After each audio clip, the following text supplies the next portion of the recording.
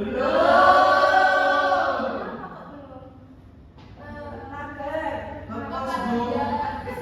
Bu, kesiangan. Siapa yang udah makan? Tadi udah belum? Saya belum 2 kali. Baik, sebelum kita memulai pertemuan pada kali ini, alangkah baiknya kita berdoa menurut kepercayaan dan agama masing-masing. Nah, itu minta untuk Mas Riza dibikin doa ya. Ya Bu, sebelum mulai pelajaran pada pagi hari ini, mari kita berdoa untuk kepercayaan masing-masing. Berdoa dipersilakan. Berdoa dapat diakhiri. Ya, terima kasih untuk Mas Riza sudah memimpin doa. Nah, sebelum itu Ibu mau absen terlebih dahulu ya. Iya Bu. Nah, baik, sebelum memulai pelajaran Ibu mau absen terlebih dahulu ya. Iya. Kami Riza, Hadir. Intan Dwi Listiani, Safa Yuniar Putri Rosyada, dan Nabila Alifia hadir. Rizka Agit, saya, Rosa Zulfaida, hadir. Nova Duyanti, Ervin Putri Hendari, Sela Zaimanul, Dea Waktu Setiawan, Ayu Alicia Mohdi, Ivan Damian hadir, Afifah Wada hadir, Nabila Putri Zahari. Baik, hadir semua ya. Ya.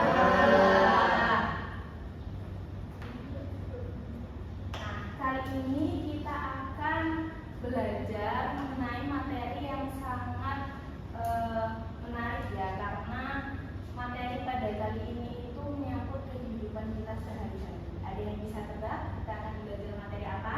Interaksi sosial. Karena sudah ada di sini ya. Ya. Baik.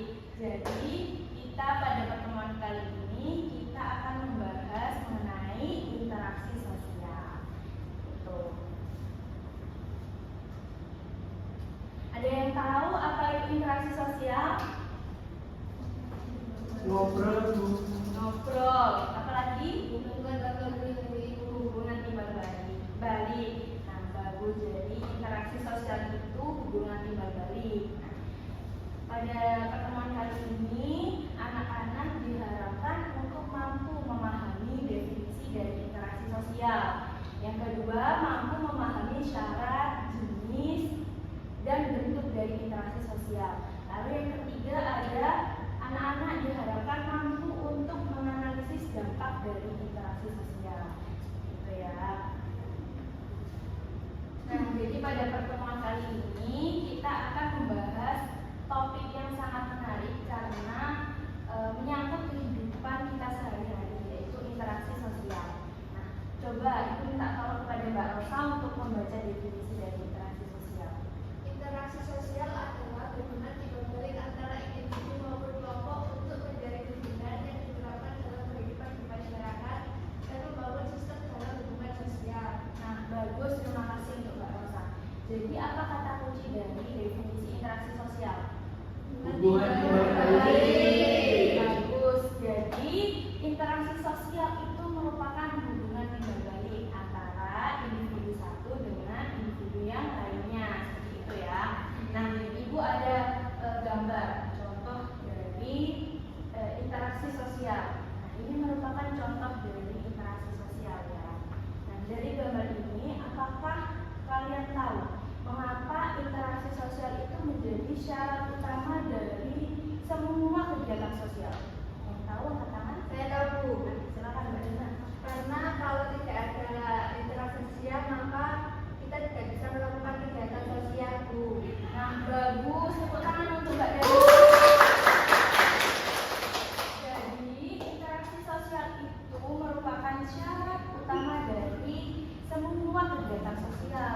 Karena kalau tidak ada interaksi, maka tidak akan terbentuk kegiatan sosial. Seperti itu ya. Karena kegiatan sosial itu membutuhkan lebih dari satu individu. Nah, sekarang Ibu mau tanya, mengapa interaksi sosial itu penting? Saya Bu. Coba, Mas Riza. Menurut saya interaksi sosial itu penting karena kita itu itu tidak bisa hidup tanpa manusia lain, Bu. Nah, bagus jawaban Mas Riza. Coba tepuk tangan. Jadi interaksi sosial itu sangat penting karena apabila kita tidak melakukan interaksi sosial, kita akan menjadi orang yang antisosial. Seperti itu ya. Nah, sedangkan pada hakikatnya manusia itu merupakan makhluk sosial yang membutuhkan bantuan orang lain untuk bertahan hidup. Gitu.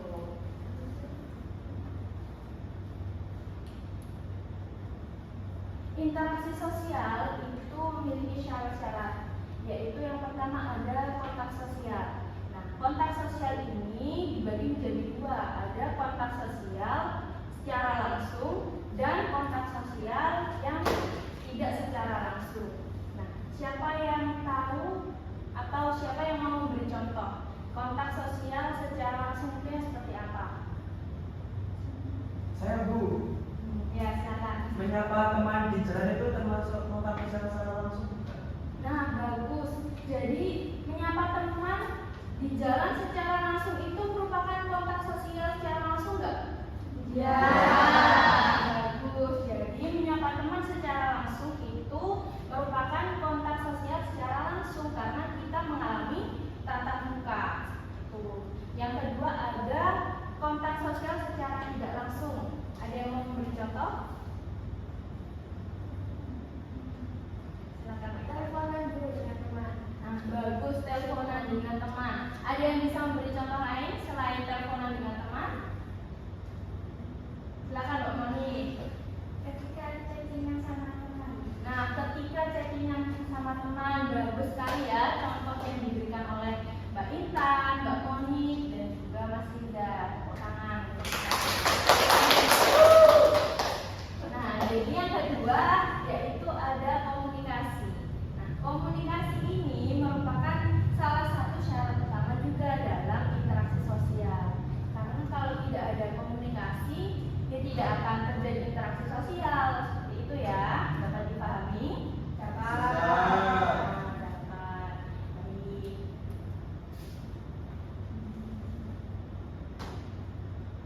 Yang selanjutnya ada bentuk-bentuk interaksi sosial. Nah, tentunya interaksi sosial itu tidak hanya berdampak positif, tetapi juga dapat berdampak negatif. Coba Mas Riza, mengapa interaksi sosial itu tidak hanya berdampak positif, tetapi juga berdampak negatif? Oh iya, Bu, interaksi sosial itu bisa berdampak negatif semisal kita itu punya kayak musuh gitu, Bu, di sekolah ataupun di kelas. Itu mungkin nggak menjadi dampak yang positif. Nah, bagus, tepuk tangan untuk Mas Riza. Benar ya, kalau kita punya musuh, contoh dari Mas Riza, kalau kita punya musuh, kita pasti interaksinya bakal negatif karena akan memancing keributan, seperti itu ya. Nah, interaksi sosial itu tidak hanya berdampak positif, tetapi juga negatif karena pasti dalam komunikasi antara dua orang atau lebih itu terjadi perbedaan pendapat, ya. Nah, contoh interaksi sosial yang bersifat positif atau disosiatif itu ada yang pertama ada kerjasama, yang kedua ada akomodasi, yang ketiga ada asimilasi, dan yang terakhir ada akulturasi. Untuk kegiatan interaksi sosial yang bersifat negatif, itu contohnya yang pertama ada persaingan, yang kedua ada kontravensi, yang ketiga ada pertikaian, dan yang terakhir ada konflik. Nah, sampai sini ada yang ingin ditanyakan? Ada. Ya, silakan dulu. Kalau kita itu membuli teman itu apa juga disosiatif? Nah, pertanyaan Mas Riza, apakah kalau kita membuli teman itu merupakan interaksi sosial yang bersifat disosiatif? Ada yang mau membantu menjawab?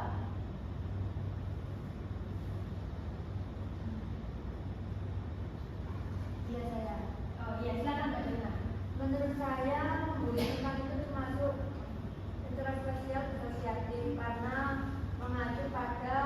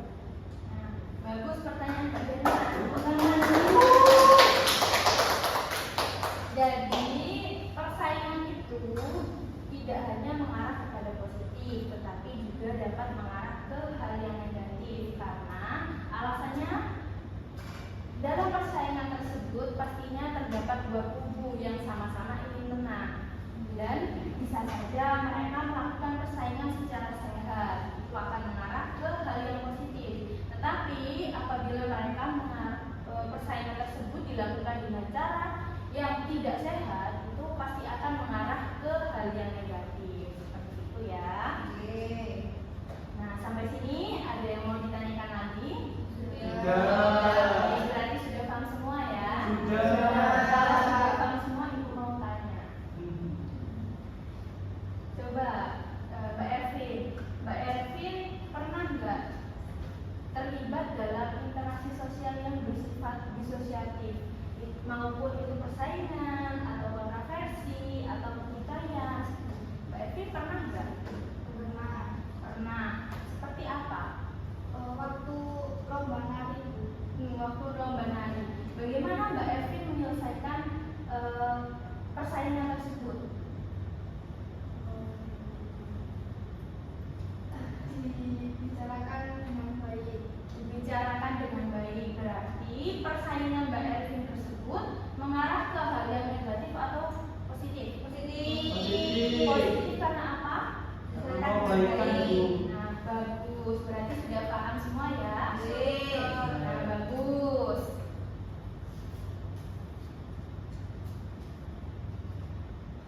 Yang selanjutnya ada jenis-jenis interaksi sosial.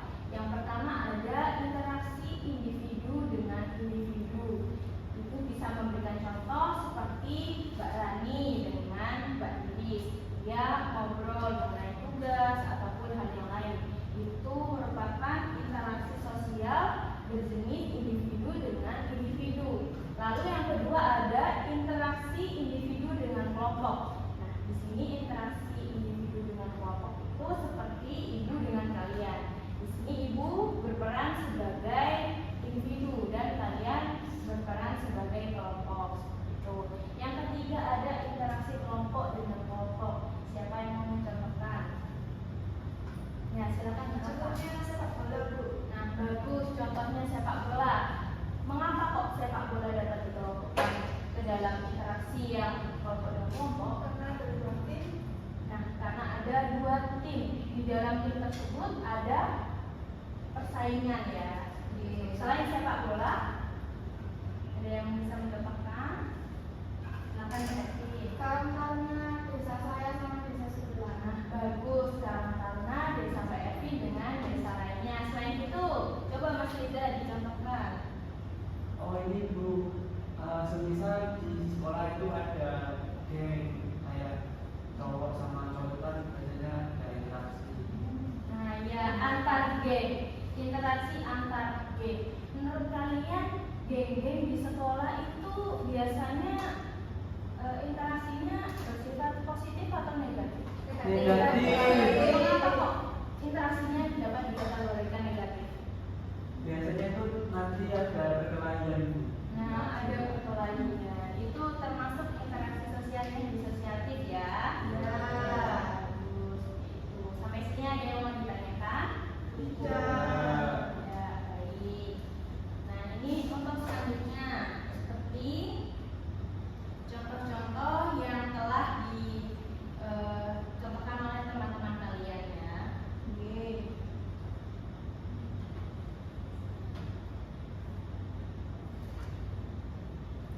Selanjutnya ada faktor terbentuknya interaksi sosial. Nah, tentunya seseorang atau individu itu melakukan interaksi, tentunya ada faktor pendorong.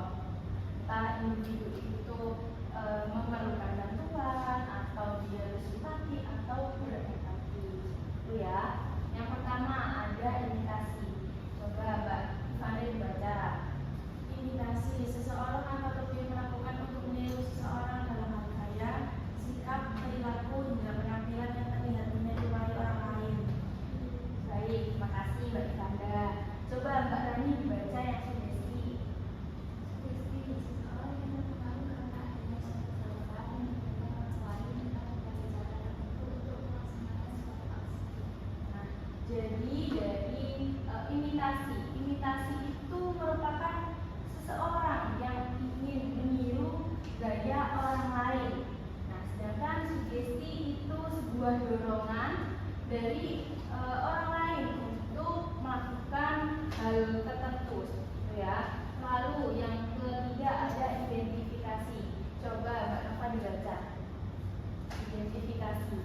Suatu kegiatan dan ciri khas sehingga sebenarnya ini berkaitan dengan imitasi seorang dengan keinginan sama atau identik atau serupa dengan orang lain. Nah, kata kuncinya apa?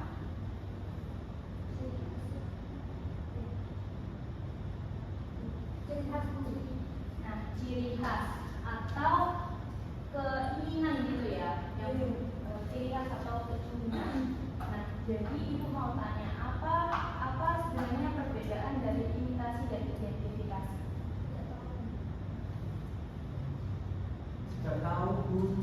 Tidak tahu. Tolong jelaskan.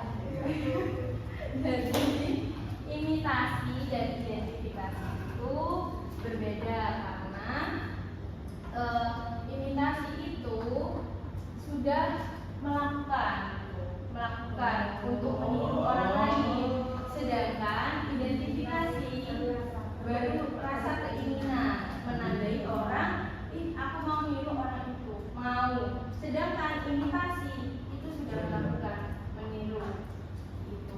Di sini ada yang ngefans artis atau K-pop atau banyak.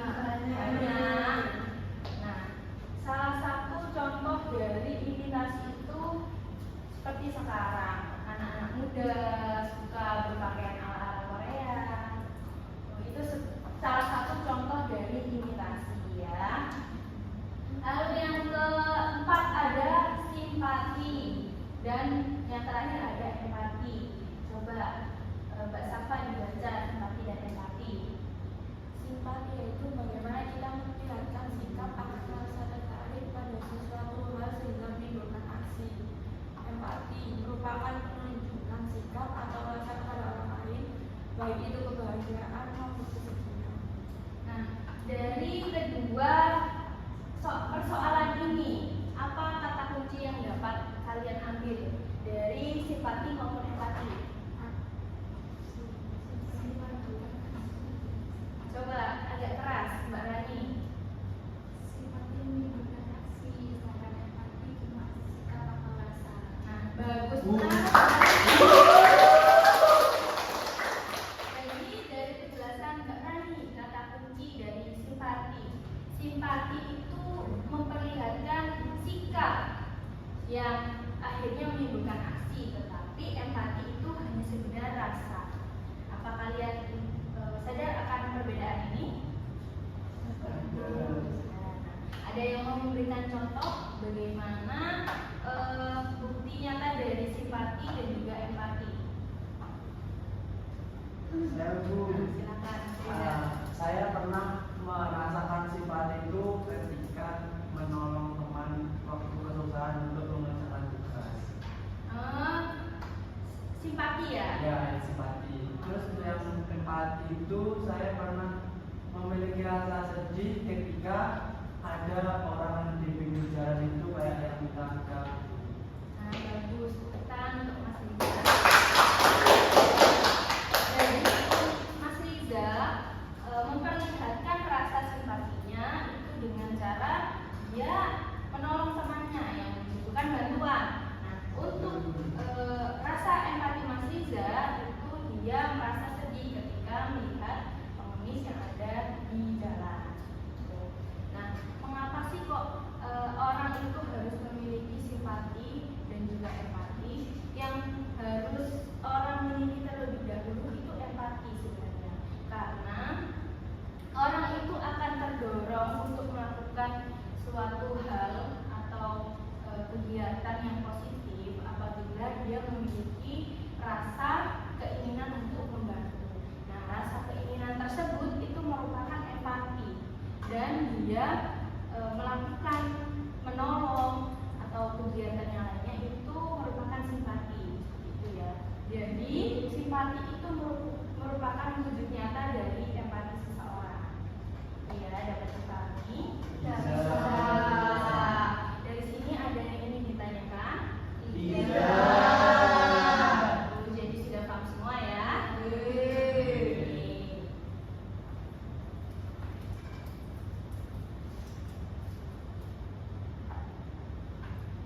Nah, seperti yang Ibu bilang tadi, bahwa interaksi sosial itu tidak hanya berdampak positif, tetapi juga berdampak negatif. Dampak positif dari interaksi tersebut itu yang pertama ada meningkatkan solidaritas, memperkuat ikatan sosial dan juga kebersamaan. Nah, ini bisa ini tuh merupakan dampak dari kegiatan positif seperti kerjasama, ya. Lalu yang kedua ada memperluas jaringan sosial, membangun hubungan dengan lebih banyak orang. Lalu yang ketiga ada meningkatkan pengembangan diri, belajar dari interaksi dengan orang lain. Nah, seperti yang Ibu katakan tadi, orang yang tidak pernah berinteraksi sosial itu akan menjadi orang yang anti sosial. Menurut kalian itu baik gak? Tidak. Orang yang anti sosial itu tidak baik karena manusia itu pastinya membutuhkan orang lain, ya. Apa Mas Riza? Nolep. Oh, nolep. Ada yang tahu nolep? Apa itu Mas Riza, nolep Mas Riza? Orang yang nggak pernah keluar rumah. Nah, orang yang nggak pernah keluar rumah. Nah, tapi kalau pas COVID kan orang-orang yang nggak boleh keluar rumah. Gimana cara mereka berinteraksi pas COVID? PC. Yang lain? Ada yang lain? Chattingan. Nah, itu juga merupakan cara interaksi. Jadi nolep itu sebenarnya kalau dia masih mau chattingan, PC itu masih dia bukan antisosial, tapi dia memang Introvert.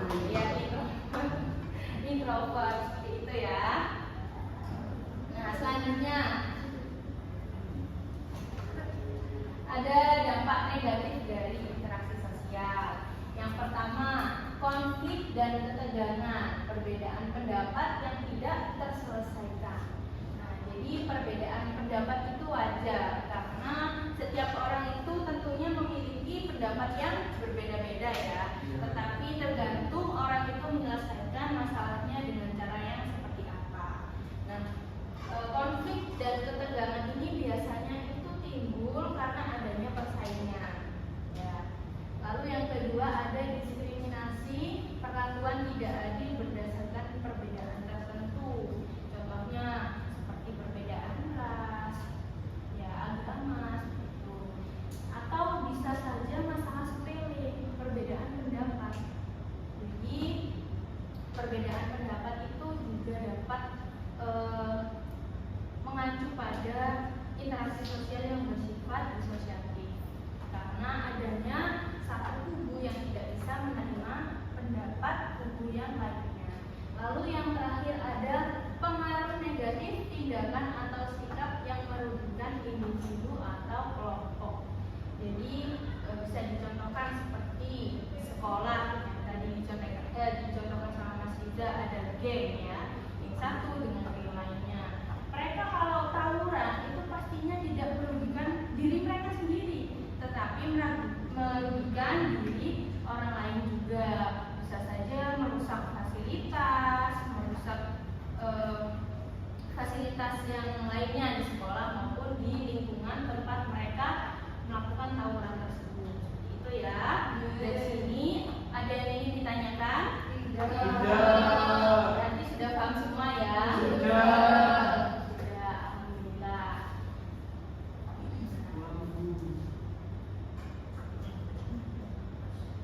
Nah, jadi dapat ditarik kesimpulan, interaksi sosial itu merupakan elemen yang penting dalam kehidupan bermasyarakat. Memahami jenis dan bentuk interaksi sosial membantu kita mengelola hubungan supaya menjadi lebih baik, menghargai perbedaan dan berkomunikasi secara efektif dapat meningkatkan kualitas dari interaksi sosial itu sendiri. Itu ya.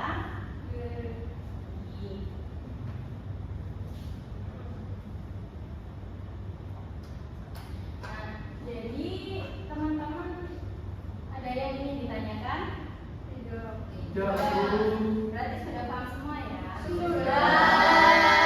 Tapi kok kayak ngantuk semua ya? Iya. Coba berdiri semua, streaming dulu biar nggak ngantuk ya. Ayo berdiri dulu semua. Nanti yang kalah, yang salah maju ya. Ya. Untuk menarik kesimpulan menurut teman-teman kalian yang tidak fokus ini ya. Pasti pas tadi Ibu menjelaskan pas mereka tidur ya. Coba tepuk satu ya, udah ada tepuknya. Maju semua. Kalau nggak ada kata tepuk berarti nggak boleh tepuk ya. Ayo coba fokus ya. Tepuk satu, tepuk dua, tepuk dua, tiga, tepuk satu. Ya. Ya. Ayo.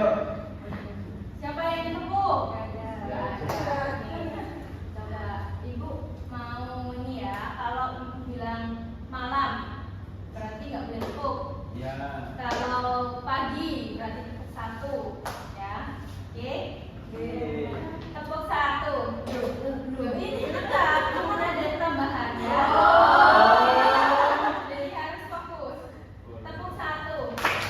Tepuk dua. Tepuk satu.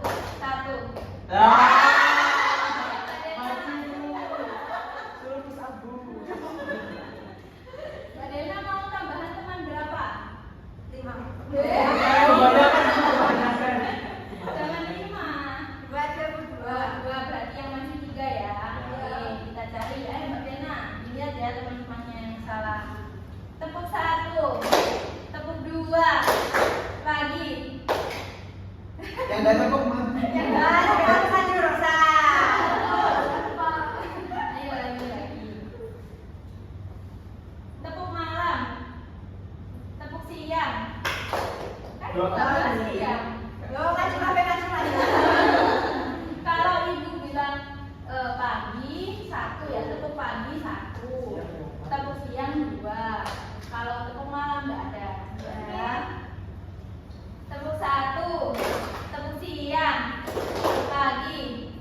Ya.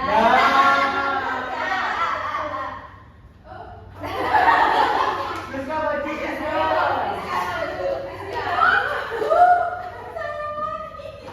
Ayo, nih Bapak Sira, ayo cari satu lagi ya. Tepuk malam, ya. Ayo Mbak Maju. Boleh duduk nggak, Bu? Apa? Boleh duduk. Oh, boleh duduk. Ini kan sudah maju ya, geser ke sana ya. Nah, itu Ibu mau tanya. Tadi penjelasan Ibu itu dapat dipahami atau tidak? Dapat ya. Menyenangkan atau membosankan? Menyenangkan. Menyenangkan. Kalau menyenangkan apa alasannya? Apa? Nah, ada SPG. Kalau menyedihkan nggak? Menyedihkan nggak pelajaran? Membosankan? Oke. Kalau kalian memperhatikan nggak tadi? Sangat memperhatikan. Memperhatikan. Coba Mbak Delna tarik kesimpulan menurut Mbak Delna dari apa yang Saya, interaksi sosial itu adalah suatu hubungan berbanding yang sangat diperlukan oleh manusia agar tidak menjadi manusia yang antisosial. Nah, bagus. Tangan untuk Mbak Delna. Bagus sekali ya kesimpulan dari Mbak Delna tadi. Coba menurut Mbak Friska, kenapa interaksi sosial itu penting? Karena kita itu makhluk sosial, tidak bisa sendiri-sendiri. Nah, bagus. Ulang. Nah, tadi kan ada ya dampak positif dan juga negatif. Dan ada interaksi sosial yang asosiatif dan Disosiatif. Nah, menurut Mbak Nova, kalau Mbak Nova terlibat dalam interaksi sosial yang disosiatif, bagaimana cara Mbak Nova menyelesaikan hal tersebut?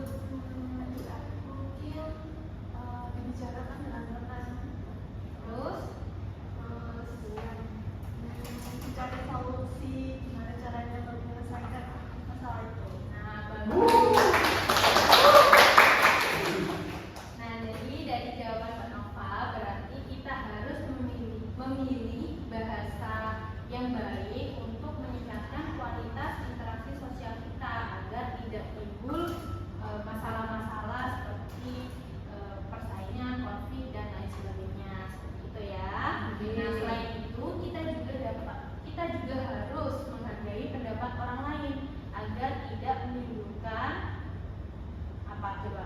Agar tidak menimbulkan konflik. Bagus. Tangan kita semua. Nah, dari 3 teman kalian ini, coba siapa yang ingin memberikan tambahan atau memberikan kesimpulan kalian sendiri? Atau ada yang kurang dari kesimpulan Mbak Elna, kurang dari jawaban Mbak Friska, gitu. Ada yang mau menambahkan? Coba Mas Riza tambahkan. Kalau saya udah cukup sih, udah semua udah mewakili apa yang saya tangkap tadi. Ya, coba apa? Dijelaskan kesimpulannya, Mas Riza. Ya, tadi kan udah dijelasin sama Silna kalau interaksi sosial kan suatu kegiatan yang penting bagi manusia satu dan manusia yang lain. Itu juga agar kita tidak antisosial. Terus agar kita mengetahui gimana berbuat interaksi sosial yang positif bagi orang-orang di sekitar. Baik, terima kasih. Tepuk tangan untuk Mas Riza. Nah, mengingat waktu kita sudah habis, nah, Ibu sebelum mengakhiri pertemuan pada kali ini, Ibu ingin memberikan tugas. Coba. Nah, yang di depan bisa duduk kembali. Ya.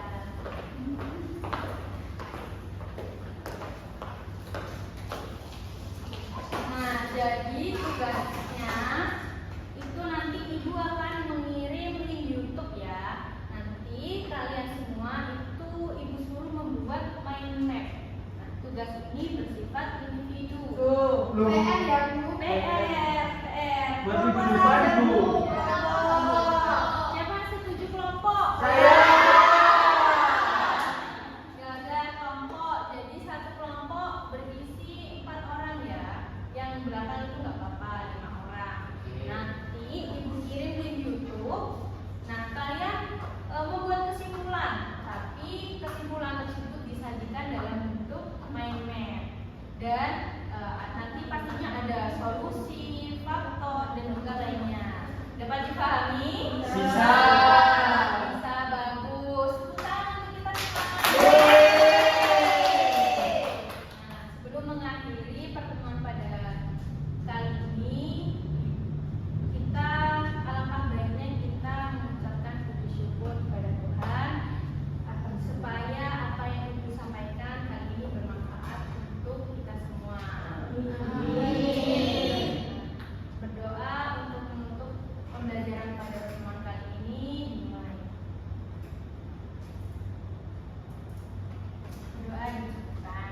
Terima kasih untuk anak-anak sekalian sudah mau mengikuti pelajaran Ibu dengan baik ya. Semoga apa yang disampaikan bermanfaat bagi kita semua. Wassalamualaikum